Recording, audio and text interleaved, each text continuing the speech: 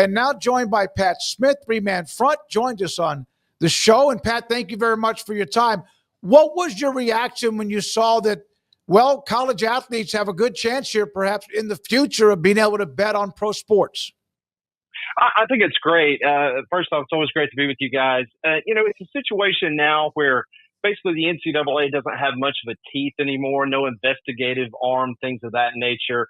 And based on the fact that most states in the union, outside the one that I currently live in, it's illegal to bet in our state on any sporting event. But I think the forward thinking there would allow these guys. Now, I'm all about the integrity and making sure that people do not bet in the college game. But as far as pros go and things of that nature, as long as it is legal in your state and you're of age, to me, it's no different than someone of that age being able to go fight for your country or go get a beer at your local tavern. So I applaud the decision if that indeed becomes true. Pat, how much do you think of this is driven by them wanting to get some DraftKings and FanDuel money? Also, our state doesn't allow sports betting either. But some of that money, and if they don't let, especially their coaches or staff or anybody at the university do it, how can they in good conscience take the money? True, very true. And it's been very interesting how, ESPN, since obviously they have now the arm of ESPN Bet, how you will see on the bottom line, you will have the bets or the angles for each night's action in which ESPN is going to be reporting on. But that's an outstanding point in regards to the FanDuels and the DraftKings trying to get money. The NCAA, don't you think that those two entities would love to be able to sponsor some NCAA March Madness events? Because that's one of the most bet on events that you see each and every year. The NCAA is going to have to start looking at those other models. I mean, listen, I think LSU was one of the first schools in the country to get in bed basically with one of the sports gambling entities in the state of Louisiana.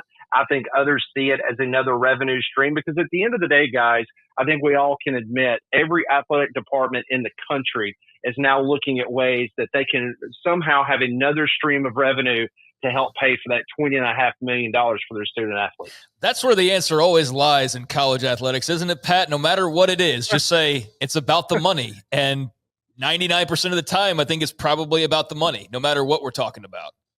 No, you're absolutely right. It's follow the money, and that's what you have to do. And listening to different athletic directors around our conference and the Southeastern Conference and how the fact that they're trying to remind their fan bases that there's not a Fort Knox located underneath the arena that they play basketball in, and that they're going to have to come up with creative ways if you don't want to lose, certain sports that a lot of the fan bases, it's the non-revenue producing sports. I'm talking about most women's sports at universities don't make the kind of money that you do when football and men's basketball, but they've got to come up with ways. And whether it's starting to sell alcohol in the SEC, which that came to fruition a couple of years ago, not all schools do it, but most do in the conference. And now they're looking at the gambling realm and saying that's another untapped potential for us to get some money.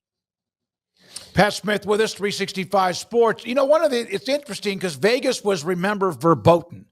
They could do nothing in Vegas, and now that's a place that's hosting a lot of different things, not only just media days, but much more.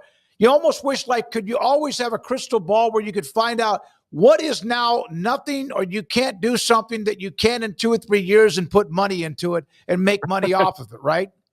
A leader within the industry, Respawn fuses more than 75 years of ergonomic expertise with gaming culture to create best-in-class chairs. We believe that comfort and performance should be inclusively designed into every gaming chair we create, which is why we're immersed in the gaming community. Respawn is for every gamer. Our products are for professionals and casual players and everyone in between. We don't just make good-looking gear, we bring experience. Visit respawnproducts.com today and find your chair for the next great adventure. Oh, there was, listen, we all remember Jerry Tarkanian would get hammered by the NCAA all the time for all sorts of illegalities, not having to do with gambling, but just recruiting and other things going on with his program. And they always said, we will never have a tournament. We will never allow this in the city of Las Vegas. Now, if you look on championship week on ESPN, there's at least 4 conferences that have conference championship games in Las Vegas.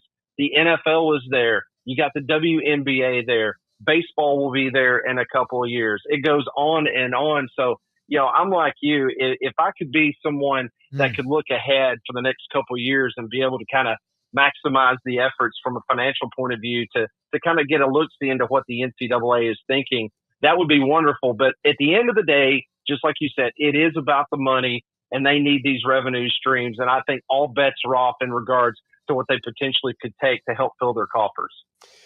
Pat, I'm curious what you think about Steve Spurrier, old bald coach. Being very Spurrier-esque and talking about Texas and how everybody's kind of crowned them already. I think, that's maybe a popular thing because Texas has Arch Manning and all coming back and all that. But I'm not totally sound on his logic, although I personally believe that Texas may not have as easy a road as people think because of all the people they have to replace. But I don't think his logic is necessarily sound. And even as a Florida State guy, I do kind of love Steve Spurrier. I thought you were going to bring up Tommy Castellanos. No, sorry. When you mentioned Florida State. I'll ask you about that in a second. Okay, so back to the old ball coach. I've been very fortunate in my career. I have spent a lot of dinners with Steve Spurrier. I know him personally. I've had an opportunity to talk ball and life with him. Just a first-class individual, just an incredible coach. His record speaks for itself. But I do have a theory. My theory on what you saw in the podcast with Pat Dooley is the following.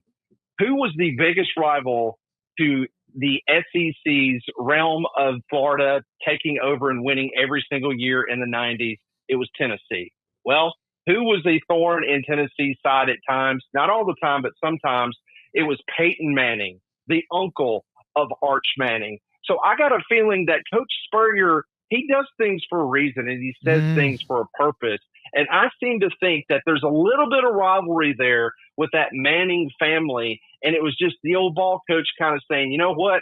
I'm just not going to give credit to where credit is due until he at least wins something. So let's kind of pump the brakes a little bit on him winning the Heisman Trophy, or even Texas being able to come in here and win the Southeastern Conference. I wish that he was like a coach now, and I know he's been gone for quite some time. We need more guys that needle. Yes. We need a little bit more. Like if Brett Bielema says something about the SEC, it's like, oh, or if somebody in the SEC says, Lane Kiffin's a little bit like that. Well, we need a little bit more of that needling, don't we?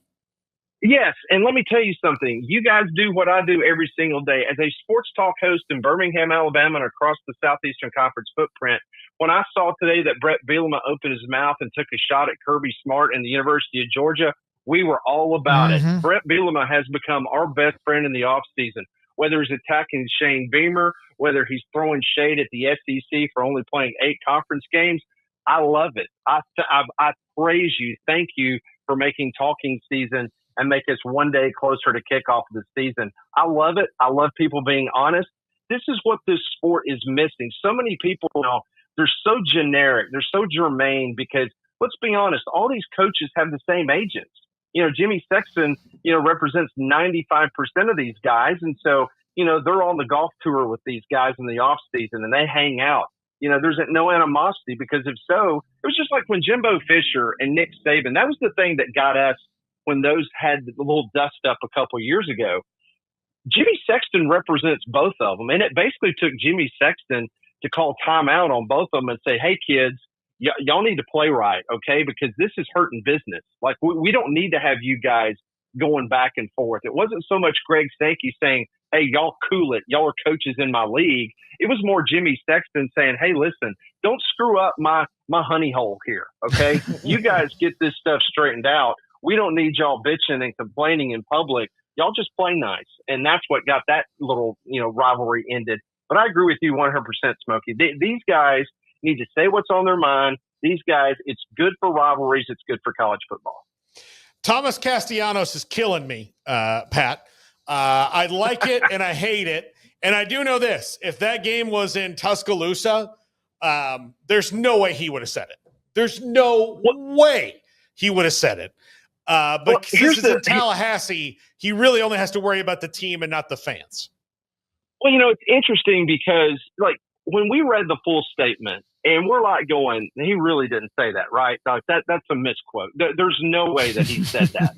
Okay, well, he did say that. But for us, it was like coming back to when he said, that he's basically run the ACC by his damn self over the last 2 years. No. And I had to go back and I had to look at the ACC stats where, of course, last year he got benched by Bill O'Brien. He was 16th in the ACC. The year before that, he wasn't even, I don't think, a top 5 quarterback in passing. So I'm like, what world are you living in where you have been the top quarterback in the ACC that gives you this confidence that you're going to be able to resurrect a 2-10 team?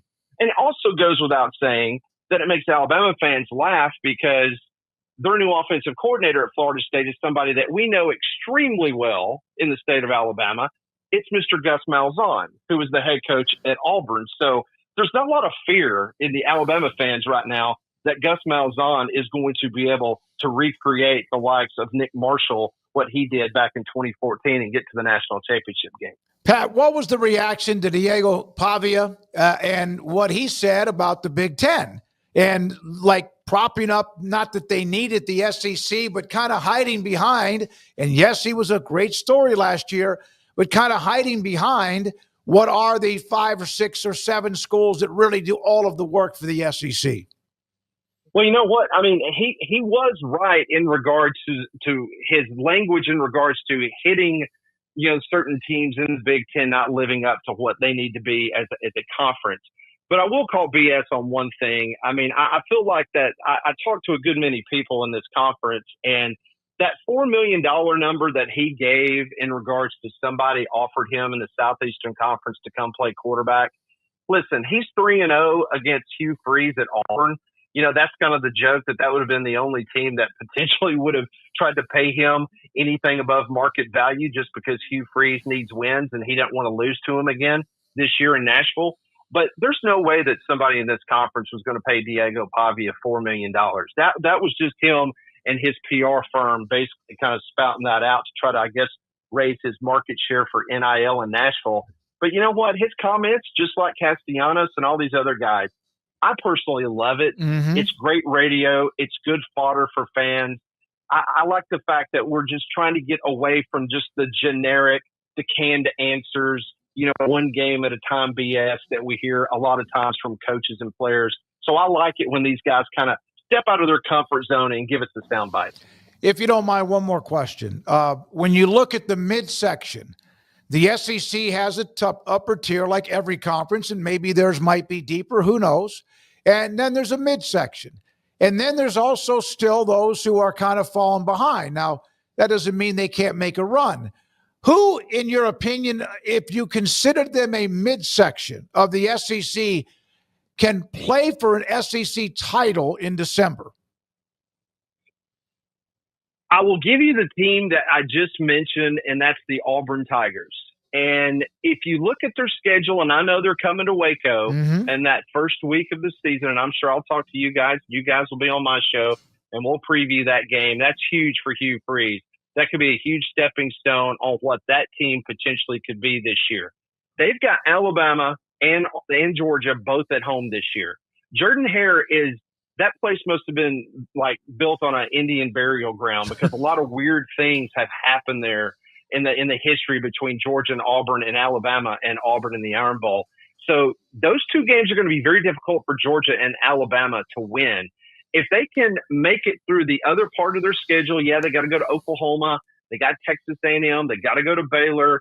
But everything else sets up pretty nice for them. And based on the fact that Jackson Arnold, based on one of the best receiving corps that you're going to see in college football this year, if offensively speaking, Auburn can get things going and DJ Durkin's their defensive coordinator, Auburn could be that surprise team that you're sitting there looking up where they could win 9 ball games. And if they're at 9 wins, I think they potentially could be in the conversation to make the college football playoff. And as we saw last year, Ohio State gets embarrassed by Michigan, but then they go on a run. I'm not comparing Auburn to Ohio State, by the way. I'm just giving that as an example. Sure. Just get into the dance, get into the party, and let's take our chances. And I think Auburn could be that team that right now folks would consider second tier that could potentially play in the college football playoff. Pat, we will be in touch with you that last week in August before Auburn comes to Waco to play Baylor, and what ought to be a really fun kind of find out what happens for either one of these teams that have pretty high expectations. Thanks for your time. We appreciate it.